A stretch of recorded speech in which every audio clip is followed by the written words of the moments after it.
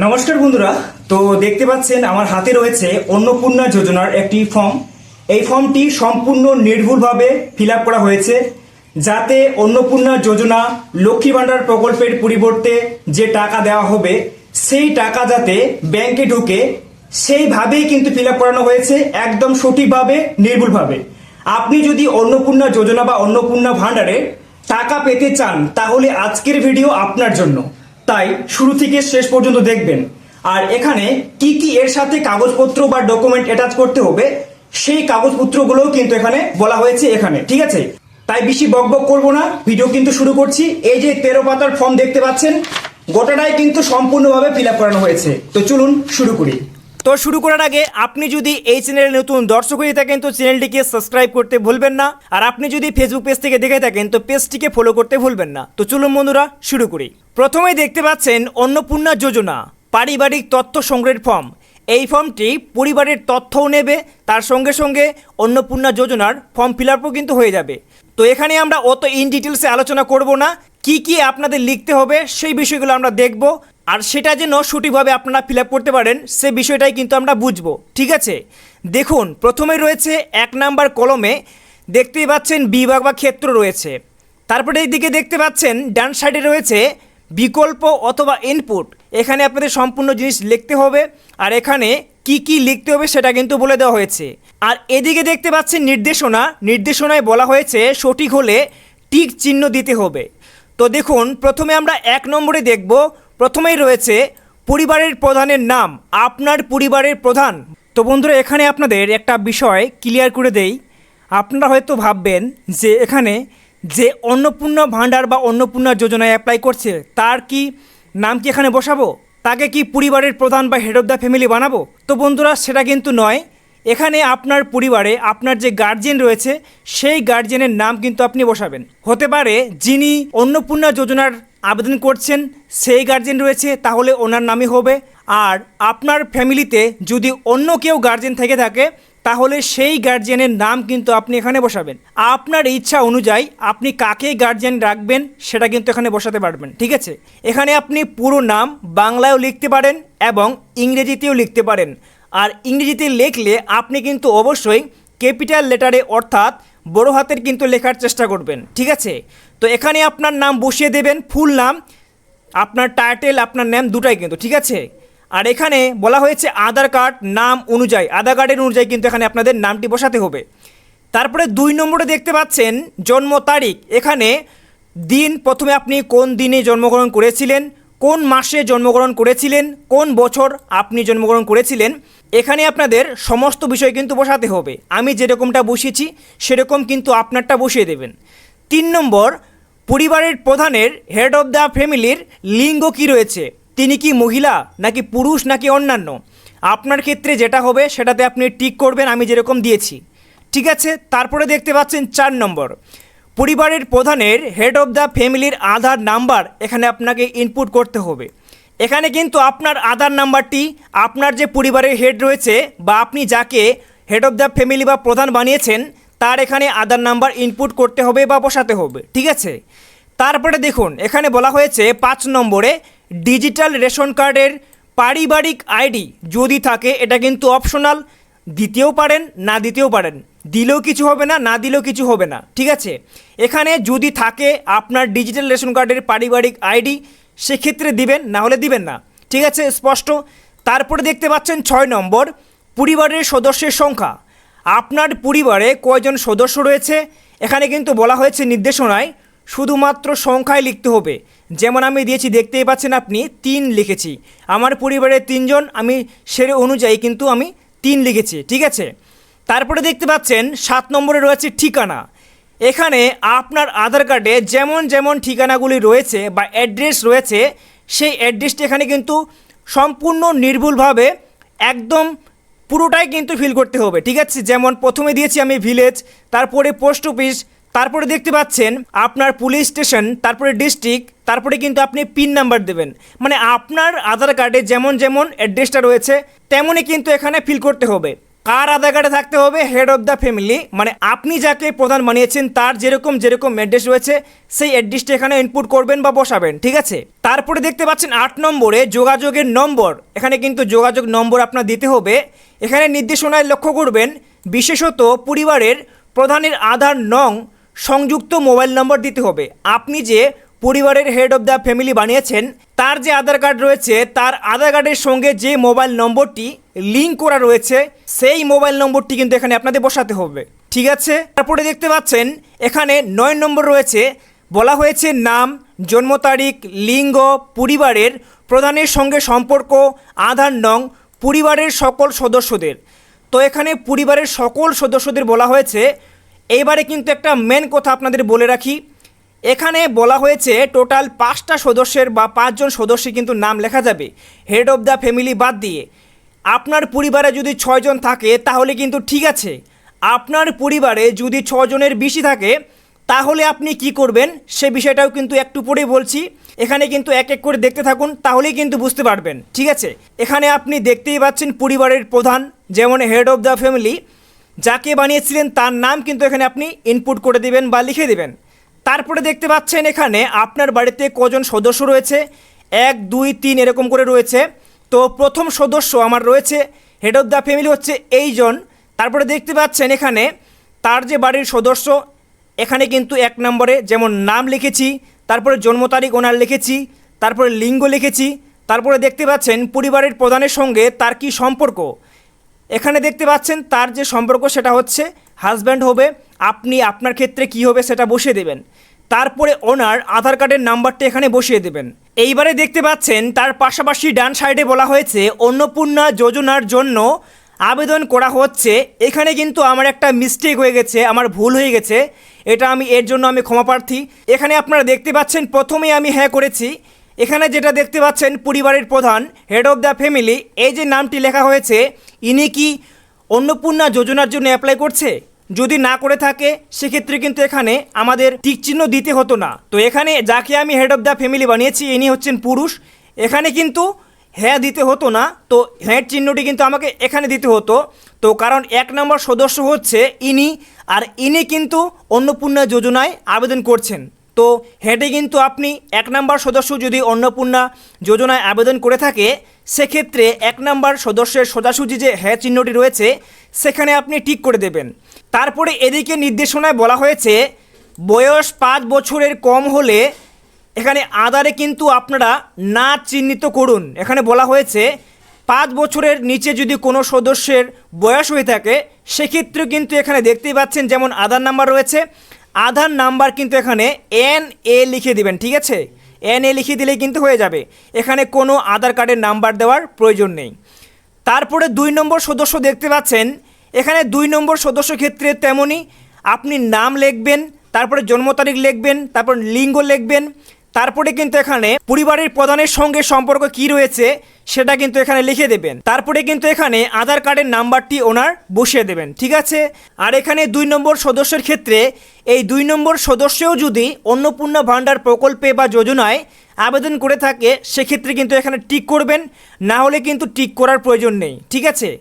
এরকম করে আপনি প্রত্যেকটি সদস্যের নাম, জন্ম তারিখ, লিঙ্গ, পরিবারের প্রধানের সঙ্গে সম্পর্ক কী রয়েছে, আধার নাম্বার কি রয়েছে বসিয়ে দেবেন। আপনার ক্ষেত্রে এখানে কয়টি সদস্য রয়েছে সেক্ষেত্রে কিন্তু আপনি বসাবেন। এইবার বলেছি আমি আপনার পরিবারে যদি 6 জনের বেশি সদস্য থেকে থাকে তাহলে কি করবেন। এখানে কিন্তু 5 জন সদস্যেরই নাম দেওয়ার কিন্তু জায়গা দেওয়া হয়েছে। আপনার পরিবারে যদি 7 জন লোক থেকে থাকে সেক্ষেত্রে তো জায়গা নেই, তাহলে ওদের নাম কিন্তু এখানে কোনো দেওয়ার দরকারই নেই, ঠিক আছে। তো তারপরে দেখতে পাচ্ছেন 10 নম্বর পরিবারের প্রধান এবং পরিবারের সকল প্রাপ্তবয়স্ক সদস্যের ব্যাংক অ্যাকাউন্ট নগদ অর্থ স্থানান্তরের জন্য। তো এখানে আপনি এই ফর্মে হেড অফ দ্য ফ্যামিলি যাকে বানিয়েছেন এখানে কিন্তু দেখতেই পাচ্ছেন বলা হয়েছে হেড অফ দ্য ফ্যামিলি। তো যাকে হেড অফ দ্য ফ্যামিলি বানিয়েছেন তার এখানে ব্যাংকের যে বই রয়েছে সেই ব্যাংক কোন ব্যাংক অ্যাকাউন্ট, SBI নাকি অন্যান্য, আপনার ক্ষেত্রে আপনার কোন ব্যাংক অ্যাকাউন্ট রয়েছে আপনার হেড অফ দ্য ফ্যামিলির, এখানে কিন্তু আপনার ব্যাংক অ্যাকাউন্টের যে নাম রয়েছে বা ব্যাংক অ্যাকাউন্টের যে কোন ব্যাংক সেই ব্যাংকের নাম কিন্তু এখানে বসিয়ে দেবেন। এখানে কিন্তু ফিল আপ করার সময় আমরা কাটা গেছে, আপনারা কিন্তু এরকম কাটাকুটো করবেন না। তারপরে দেখতে পাচ্ছেন অ্যাকাউন্ট নম্বর, ওপরে ব্যাংকের নাম দেওয়ার পরে এখানে অ্যাকাউন্ট নম্বর বসিয়ে দেবেন। তারপরে এখানে দেখতে পাচ্ছেন আইএফসি কোড, আপনার ব্যাংক অ্যাকাউন্টের আইএফসি কোড কি রয়েছে সেটা কিন্তু এখানে বসিয়ে দেবেন, ঠিক আছে। তার পাশাপাশি ডান দিকে নির্দেশনায় বলা হয়েছে ডিবিটি ক্রেডিটের জন্য আধার লিঙ্কযুক্ত ব্যাংক অ্যাকাউন্ট প্রদান করুন। তো এখানে যে ব্যাংকগুলো আপনি দিবেন সবগুলোতে যাতে ডিবিটি লিঙ্ক বা ডিবিটি অ্যাক্টিভ যাতে থেকে থাকে সেই ব্যাংক অ্যাকাউন্ট কিন্তু আপনি বা অ্যাকাউন্টের নম্বর কিন্তু এখানে আপনি দিবেন, ঠিক আছে। তারপরে সদস্য নাম্বার 1, এখানে যে সদস্য আমি উপরে বসিয়েছি সেই সদস্যরই কিন্তু ব্যাংক অ্যাকাউন্টের নাম কি রয়েছে, যেমন এখানে ওয়েস্ট বেঙ্গল গ্রামীণ ব্যাংক, আপনার ক্ষেত্রে কি রয়েছে সেটা কিন্তু আপনি বসাবেন। তারপরে দেখতে পাচ্ছেন ব্যাংক অ্যাকাউন্টের নম্বর, এখানে কিন্তু আপনি বসিয়ে দেবেন বা ইনপুট করবেন। তারপরে এখানে আপনার আইএফসি কোড কি ব্যাংকের রয়েছে সেটা কিন্তু এখানে বসাবেন। এরকম করে প্রত্যেকটি সদস্যের উপরে যে সদস্যগুলোর নাম আপনি দিয়েছেন সেই সদস্যগুলোর এখানে ব্যাংক অ্যাকাউন্টের বিবরণ বা ব্যাংক অ্যাকাউন্টের কি নাম রয়েছে, অ্যাকাউন্ট নম্বর, আইএফসি কোড কিন্তু আপনাদের এক এক করে বসাতে হবে। সব সময় মনে রাখবেন আপনি কিন্তু ডিবিটি যে ব্যাংকে লিঙ্ক করা রয়েছে সেই ব্যাংক অ্যাকাউন্ট দেবেন, ঠিক আছে। তারপরে চলে যাব এখানে 11 নম্বর, pick head of the family এবং সকল প্রাপ্তবয়স্ক সদস্য ভোটার তালিকায় অংশ নম্বর সমূহ কিন্তু আপনাদের এখানে বসাতে হবে। এই যে ফর্মে যাকে হেড অফ দ্য ফ্যামিলি বানিয়েছেন তার এখানে এপিক নাম্বার দিতে হবে, বলা হয়েছে তার কিন্তু ভোটার কার্ডের নাম্বার এখানে বসিয়ে দেবেন। বিধানসভা ক্ষেত্র ও অংশ নাম্বার, আপনার যে পার্ট নাম্বার বা আপনার যে বুথ সেই বুথের নাম্বার কিন্তু এখানে আপনি বসাবেন, ঠিক আছে।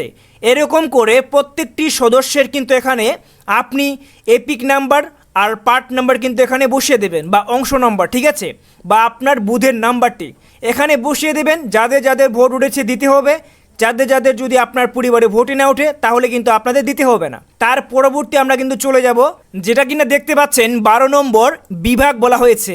এখানে আপনি কোন কাস্টের মধ্যে পড়ছেন দেখতে পাচ্ছেন, এখানে বলা হয়েছে অসংরক্ষিত মানে ইউআর নাকি অসংরক্ষিত আর্থিকভাবে দুর্বল শ্রেণীর ইউআর বা ইডাব্লিউএস, নাকি তপশিলি জাতি এসসি, নাকি তপশিলি উপজাতি এসটি, না অন্যান্য অনগ্রসর শ্রেণী ওবিসি, বিশেষভাবে ঝুঁকিপূর্ণ জনজাতি গোষ্ঠী পিভিটিজি। এর ক্ষেত্রে আপনি কোনটার মধ্যে পড়ছেন সেটাতে আপনাদের টিক মার্ক দিতে হবে। যেমন আমার ক্ষেত্রে তপশিলি জাতি মানে এসসি, সেটাই কিন্তু আমি এখানে টিক মার্ক করেছি, ঠিক আছে। দেখতে পাচ্ছেন তার ডান সাইডে বা নির্দেশনায় বলা হয়েছে প্রযোজ্য শংসাপত্র যেমন জাতিগত আর্থিকভাবে দুর্বল শ্রেণী যেমন ইডাব্লিউএস শংসাপত্র, ক্রিমি লেয়ার শংসাপত্র ইত্যাদি। এখানে কিন্তু আপনাদের এই যে ফর্মটি ফিল আপ করছেন এখানে আপনাদের এর সাথে যেটা কিনা বলা হয় কাস্ট সার্টিফিকেট বা শিডিউল কাস্ট সার্টিফিকেট সেটা কিন্তু আপনাদের জেরক্স করে অ্যাটাচ করে এই ফর্মের সাথে জমা দিতে হবে। আরও কি কি জমা দিতে হবে সেটাও কিন্তু জানাবো, সঙ্গে থাকবেন। এবারে দেখতে পাচ্ছেন খ নম্বর রেশন কার্ড অথবা খাদ্য ভর্তুকি। এখানে কিন্তু বলা হয়েছে 1 নম্বরে আপনার কি ডিজিটাল রেশন কার্ড আছে। আপনার কাছে যদি ডিজিটাল রেশন কার্ড থাকে তাহলে আপনি হ্যাঁ টিক চিহ্ন করবেন, না হলে নাতে টিক চিহ্ন করবেন। তারপরে দেখতে পাচ্ছেন 2 নম্বর, যদি হ্যাঁ হয় তবে কার্ডের ধরন এখানে উল্লেখ করতে হবে। যেমন আপনার ফ্যামিলিতে কীরকম ডিজিটাল রেশন কার্ড রয়েছে, AWY না PWH না SPWH না RKSY1 না RKSY2 না ভর্তুকিহীন। আপনি আপনার যেরকমটা হবে অবশ্যই কিন্তু সেটাতেই টিকমার্ক করবেন। যেমন আমি আমাদের ক্ষেত্রে PWH করেছি, আপনারা কিন্তু আপনাদেরটা করবেন, ঠিক আছে। দেখতে পাচ্ছেন 3 নম্বর, পরিবারটি রেশন দোকান থেকে মাসিক রেশন তুলছে কিনা সেটা কিন্তু এখানে টিকমার্ক করতে হবে। যদি তুলে থাকেন সেক্ষেত্রে হ্যাঁতে টিক করবেন, যদি না তুলে থাকেন সেটাতে কিন্তু আপনি নায় টিক করবেন, ঠিক আছে। আপনার ক্ষেত্রে কোনটি হবে সেটা কিন্তু আপনার উপর নির্ভর করছে। এইবারে দেখুন গ নম্বর সম্পদ বলা হয়েছে। এদিকে নির্দেশনায় বলা হয়েছে সঠিক হলে টিক চিহ্ন দিতে বলেছে।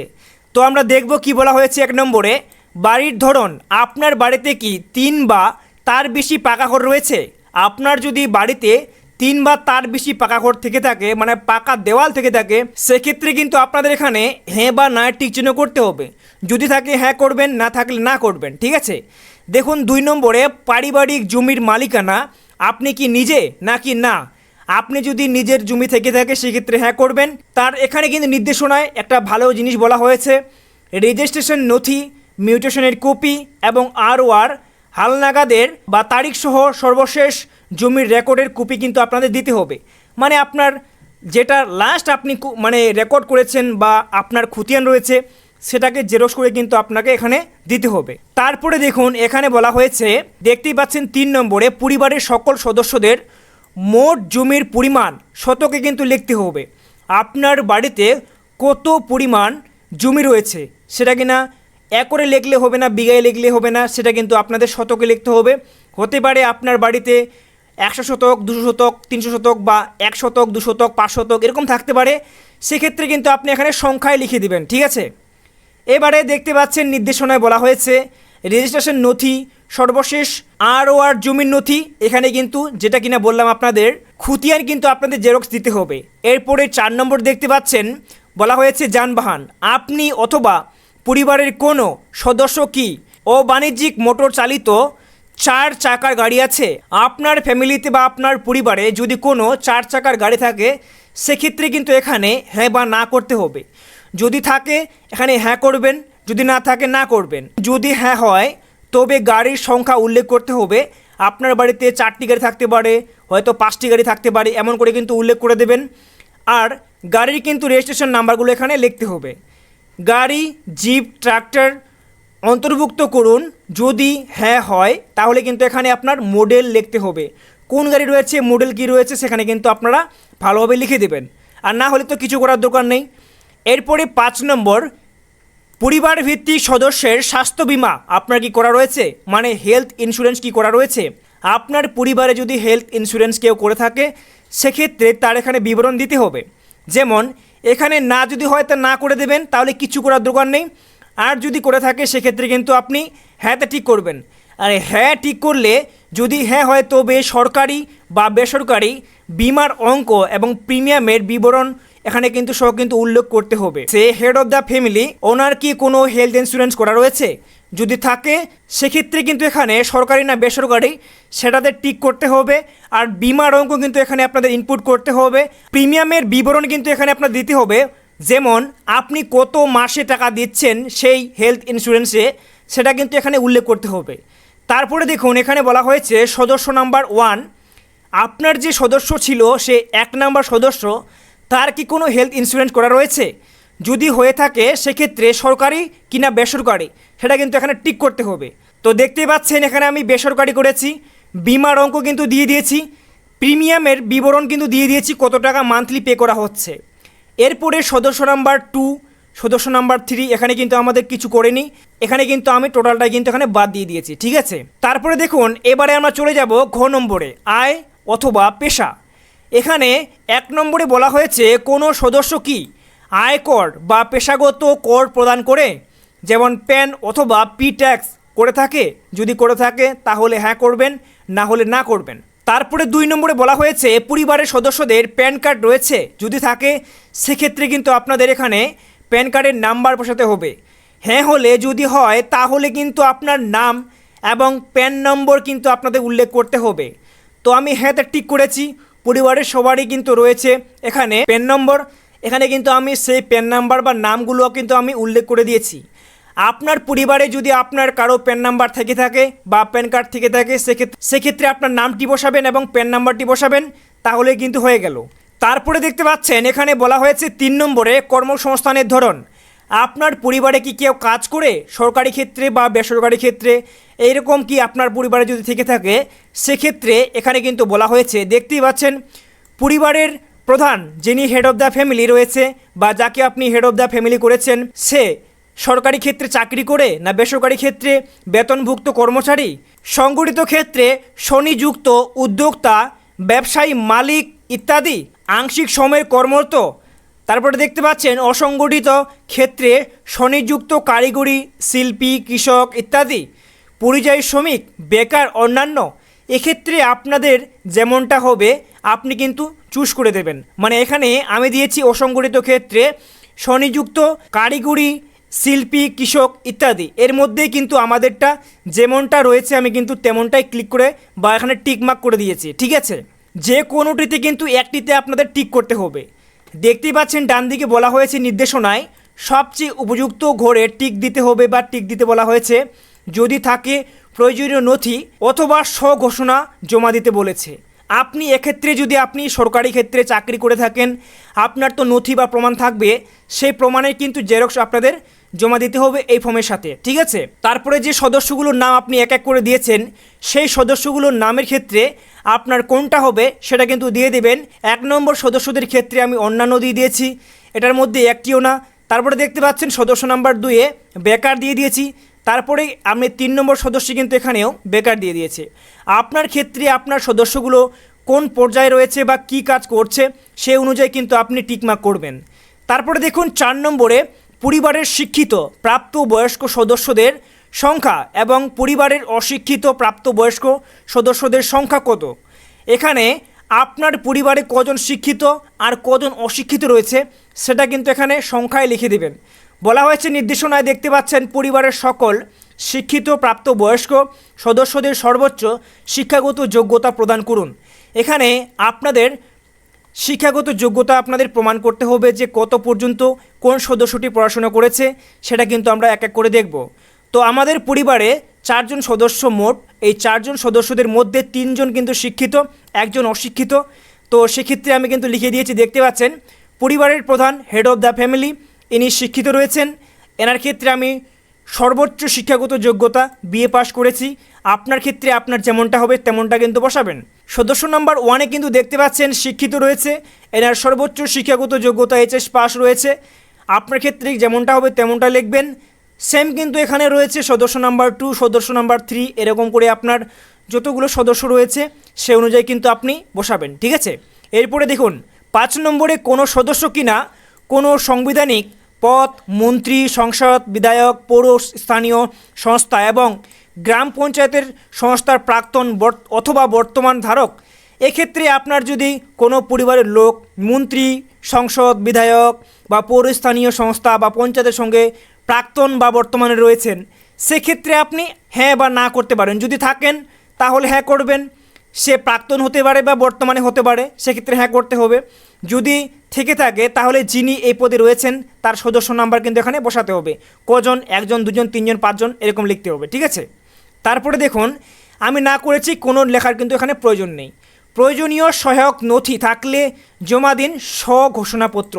যদি আপনার এরকম পদে রয়েছেন তাহলে আপনার যদি যে নথি থাকবে সেই নথিগুলোর আপনার যে স্বঘোষণাগুলো রয়েছে সেই নথিগুলো আপনি জেরক্স করবেন আর এই ফর্মের সাথে জমা দেবেন, ঠিক আছে। এরপরে 6 নম্বরে বলা হয়েছে কোনো সদস্য কিনা সরকারি পেনশনভোগী। আপনার পরিবারে কোনো লোক বা সদস্য যদি সরকারের যদি পেনশনভোগী হয়ে থাকে, পেনশন পায়, চাকরি করছিলেন, চাকরি থেকে এখন রিটায়ার্ড রয়েছেন, এখন উনি বসে রয়েছেন কিন্তু উনি পেনশন পাচ্ছেন, এরকম যদি হয়ে থাকে সেক্ষেত্রে আপনি হ্যাঁ করবেন। যদি হ্যাঁ হয় তাহলে আপনার পেনশনভোগী সদস্যের কত সংখ্যা রয়েছে, মনে করো আপনার বাড়িতে 2 রয়েছে, সেক্ষেত্রে আপনি 2 বসাবেন। আপনার যদি না হয়ে থাকে তো না বসাবেন। যদি হ্যাঁ হয় তাহলে কিন্তু পেনশনের স্লিপ সংযুক্ত করতে হবে। যদি আপনার পেনশন পেয়ে থাকে কোনো ফ্যামিলির সদস্য, তাহলে কিন্তু আপনাকে সেই পেনশনের স্লিপ কিন্তু এখানে এই ফর্মের সাথে যোগ করে জমা দিতে হবে। তারপরে দেখুন 7 নম্বরে বলা হয়েছে কোনো সদস্য কি জিএসটি অধীনে নিবন্ধিত রয়েছেন। আপনার পরিবারে কোনো ব্যক্তি বা আপনার কোনো সদস্য যদি জিএসটি পে করে থাকে বা জিএসটি দিয়ে থাকেন প্রত্যেক মাসে বা বার্ষিক, সেক্ষেত্রে কিন্তু আপনাদের হ্যাঁ না করতে হবে। যদি হ্যাঁ হয় তাহলে কিন্তু এখানে জিএসটি যে 3 নাম্বারটি রয়েছে সেখানে কিন্তু আপনাদের ইনপুট বা বসাতে হবে, ঠিক আছে। এরপরে 8 নম্বর পরিবারের মোট বার্ষিক আয় টাকায় কিন্তু বসাতে হবে। আপনার পরিবারে বার্ষিক আয় মানে বছরে কত টাকা ইনকাম হয়, আপনার ফ্যামিলিতে হতে পারে 1 লক্ষ টাকা, 2 লক্ষ টাকা, 5 লক্ষ টাকা, 10 লক্ষ টাকা, আপনার অনুযায়ী আপনি কিন্তু বসাবেন। আপনি যেহেতু অন্নপূর্ণা ভাণ্ডারের জন্য ফর্ম ফিল আপ করছেন, আপনি এখানে সঠিক দেবেন, কারণ এখানে যাচাই হবে, ভেরিফিকেশন হবে, সঠিক দেওয়ার চেষ্টা করবেন মোটামুটি, ঠিক আছে। এরপরে 9 নম্বরে বলা হয়েছে অন্যান্য পরিচয় নথি। 1 নম্বরে বলা হয়েছে সিএ আবেদনের বর্তমান অবস্থা যদি থাকে, আপনি যদি সিএতে আবেদন করে থাকেন সেক্ষেত্রে আপনার এখানে পরিবারের প্রধান যিনি রয়েছে উনি যদি সিএতে আবেদন করে, সেক্ষেত্রে আপনি আবেদন করা হয়েছে বা প্রযোজ্য নয়, যদি হ্যাঁ হয় তাহলে আবেদনের নাম্বার দিতে হবে। যদি ইস্যু করা হয়ে থাকে সেক্ষেত্রে ইস্যু করা হলে সার্টিফিকেট নাম্বার কিন্তু এখানে বসাতে হবে।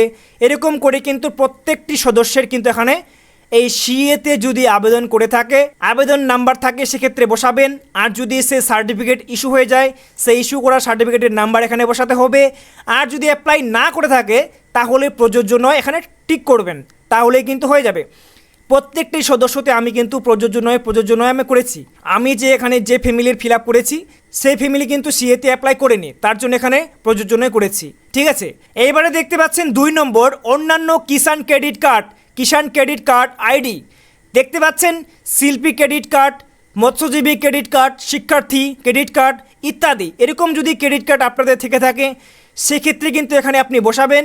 কিষাণ ক্রেডিট কার্ড বা কেসিসি অনেকেরই রয়েছে, অনেক ফ্যামিলিতে রয়েছে, আপনি কিন্তু এখানে বসিয়ে দেবেন। যেমন কিষাণ ক্রেডিট কার্ডের নাম্বারটি এখানে বসাবেন, এখানে আইডি সংখ্যা বসাবেন, যে তারিখ ইস্যু করা হয়েছে সেই তারিখ কিন্তু এখানে বসাবেন। ভালো করে বুঝবেন, এখানে নির্দেশনায় বলা হয়েছে প্রদানকারী কর্তৃপক্ষের বিবরণ দিন। এখানে বলা হয়েছে যেখান থেকে আপনাদের কিষাণ ক্রেডিট কার্ড আপনাকে দেওয়া হয়েছে সেখানের কর্তৃপক্ষের একটি বিবরণ বা প্রদানকারীর যে বিবরণ সেটা কিন্তু এখানে এই ফর্মের সাথে জমা দিতে হবে। ঠিক আছে, মানে আপনার যে কিষাণ ক্রেডিট কার্ডটি সেটাও কিন্তু আপনি জেরক্স করে দিতে পারেন। ঠিক আছে, এরকম করে আপনার প্রত্যেকটি সদস্য যদি থেকে থাকে সেরকম আপনি দিয়ে যাবেন। আমার নেই তো আমি দেইনি। ঠিক আছে, এরপরে 3 নম্বর, যদি এসআইআর স্পেশাল ইন্টেনসিভ রিভিশন 2026-এর নাম বাদ পড়ে থাকে তবে মামলাটি ট্রাইব্যুনালে বিচারাধীন কিনা। আপনি যদি এরকম এসআইআরের সময় নাম বাদ গেছে, সেই মামলাটির জন্য আপনি ট্রাইব্যুনালে আবেদন করেছেন, সেক্ষেত্রে যদি আবেদন করে থাকেন তাহলে এখানে কিন্তু হ্যাঁতে ঠিক করতে হবে। যদি হ্যাঁ হয় তবে মামলার বিবরণ কিন্তু এখানে আপনাদের দিতে হবে।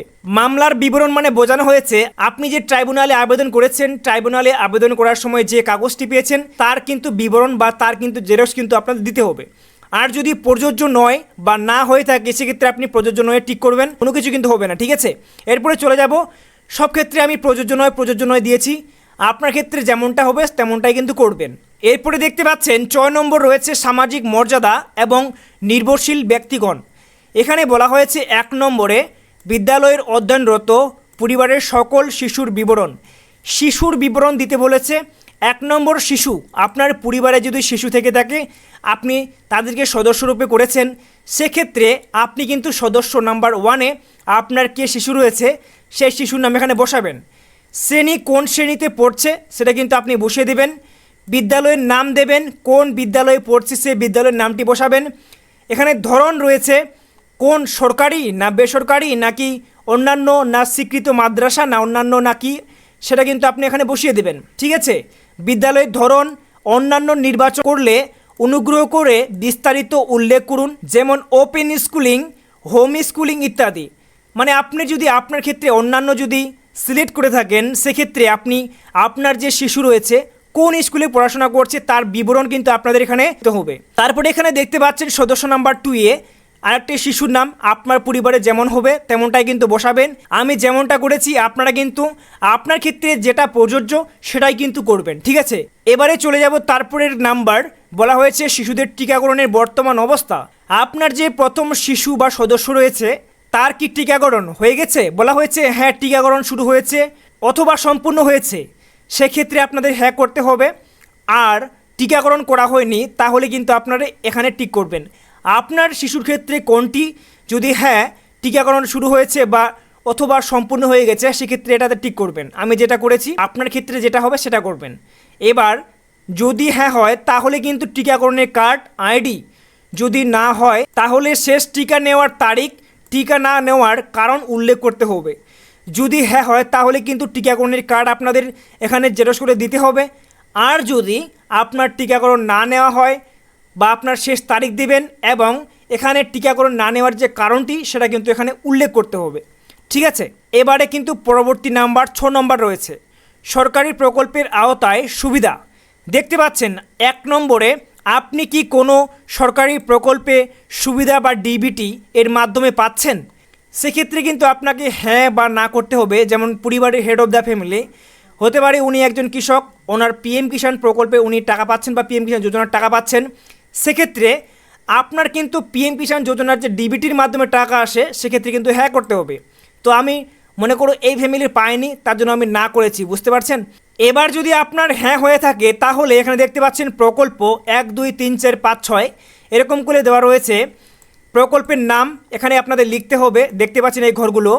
তারপরে দেখতে পাচ্ছেন এখানে আপনি কি এই প্রকল্প থেকে নিজেকে প্রত্যাহার করতে চান। তো এখানে ভালো করে বুঝবেন, বিশাল বড় একটি পয়েন্ট রয়েছে।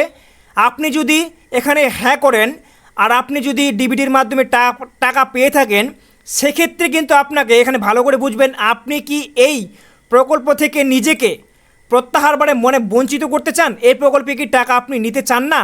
সেক্ষেত্রে কিন্তু আপনাদের যদি হ্যাঁতে টিক করে দেন তাহলে কিন্তু বুঝতে পারছেন আপনার টাকা পাওয়া বন্ধ।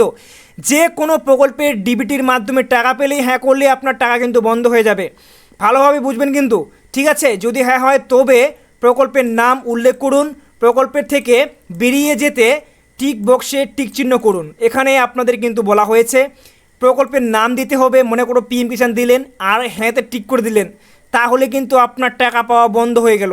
আপনি কোনোভাবে এখানে টিক করবেন না, এখানে আপনি আপনার প্রকল্পের নাম দেবেন কিন্তু এখানে কিছু করবেন না, ঠিক আছে, ফাঁকা ছেড়ে দিবেন, তাহলেই কিন্তু আপনি টাকা পেতেই থাকবেন। এবারে কিন্তু এখানে আপনাদের বোঝানো হলো হেড অফ দ্য ফ্যামিলির কিন্তু বলা হয়েছে। এবার যদি সদস্য নাম্বার একও এরকম পেয়ে থাকে সেক্ষেত্রে সেম টু সেম কিন্তু বসাতে হবে। হ্যাঁ কিন্তু কখনোই ঠিক করবেন না, নাহলে কিন্তু আপনার প্রকল্পের টাকা কিন্তু বন্ধ হয়ে যাবে, এটা সাবধান, ঠিক আছে। এবারে কিন্তু আমরা সর্বশেষ পেজ মানে লাস্টে কিন্তু চলে যাব। দেখতে পাচ্ছেন বলা হয়েছে 2 নম্বরে বাদ দেওয়া হলে কারণ অফিসার কর্তৃক পূরণীয়, কিন্তু এখানে বলা হয়েছে বর্গজ নম্বর ঘোষণা ও সম্মতি। আমি এই মর্মে ঘোষণা করছি যে উপরের প্রদত্ত তথ্য আমার জ্ঞান ও বিশ্বাস অনুযায়ী সত্য এবং প্রযোজ্য ক্ষেত্রে আমি সকল সহায়ক নথি প্রদান করেছি এবং উপরে উল্লিখিত কোনো মানদণ্ড বাদ দেইনি। আমি অবগত যে আমার প্রদত্ত কোনো তথ্য মিথ্যা প্রমাণিত হলে আমার সামাজিক সুরক্ষা সংক্রান্ত সুবিধাসমূহ বন্ধ হয়ে যেতে পারে। তো এখানে কিন্তু বিশাল বড় কিন্তু এখানে ঘোষণাপত্রের একটা সম্মতি নেওয়া হচ্ছে আপনাদের কাছ থেকে। কেমন, এখানে বলা হয়েছে আপনি যে উপরে তথ্যগুলো দিলেন সেটা কিন্তু সঠিক কিনা। যদি আপনি ভুল দিয়ে থাকেন আর আপনাদের যে এই ফর্মটি ফিল আপ করছেন বা জমা দিচ্ছেন এটা কিন্তু পুনরায় সার্ভে হবে, মানে আপনার কিন্তু এটাতে ভালোভাবে সার্ভে হবে আপনাদের সেই যে তথ্যগুলো দিলেন সম্পূর্ণ ঠিক রয়েছে কি না। যদি না মিল যায় সেক্ষেত্রে কিন্তু আপনার টাকা কিন্তু বন্ধ হয়ে যেতে পারে, এমনটাই কিন্তু আপনি ঘোষণা করছেন বা সম্মতি দিচ্ছেন, ঠিক আছে। এর জন্য আপনাকে একটা এখানে স্বাক্ষর লাগবে, এখানে আপনি সই করে দিচ্ছেন, এটা কিন্তু আপনি সম্মতি দিচ্ছেন যে কোনো যদি এখানে উপরের ডিটেলসগুলো ভুল হয়ে যায় আপনার যে প্রকল্প সেটা কিন্তু বন্ধ হয়ে যেতে পারে বা বন্ধ হলেও কিন্তু আপনিই দায়ী, এটাই কিন্তু এখানে বলা হচ্ছে। তো তাই কিন্তু ভালোভাবে উপরে যে তথ্যগুলো সঠিকভাবে দেওয়ার চেষ্টা করবেন। পরিবার বলতে এমন একদল ব্যক্তিকে বোঝায় যারা সাধারণত একসঙ্গে বসবাস করেন এবং একই রান্নাঘর থেকে খাবার গ্রহণ করেন, এটা বিশেষ দ্রষ্টব্য বলা হয়েছে। তো এখানে এন্ড অফ ফর্ম মানে এখানে কিন্তু শেষ। এই যে বলা হয়েছে শুধুমাত্র সরকারি ব্যবহারের জন্য অন্নপূর্ণা যোজনার পারিবারিক স্তরের তথ্য সংগ্রহ ফর্ম সংক্রান্ত অনুসন্ধান প্রতিবেদন, এখানে কিন্তু আপনার কিছু করার দরকার নেই, যা করবে অফিসার করবে, এটাতে আপনারা হাত দেবেন না, ঠিক আছে। তো এখানে সমস্ত বিষয় ক্লিয়ারভাবে বুঝিয়ে দেওয়া হলো। আপনার যদি কোনো জায়গায় ডাউট থাকে আপনি কিন্তু আমাকে কমেন্ট করতে পারেন, মানে জিজ্ঞাসা করতে পারেন কোথায় কি সমস্যা, যতটুকু সাধ্য অনুযায়ী আমি আপনাদের রিপ্লাই দেওয়ার চেষ্টা করব।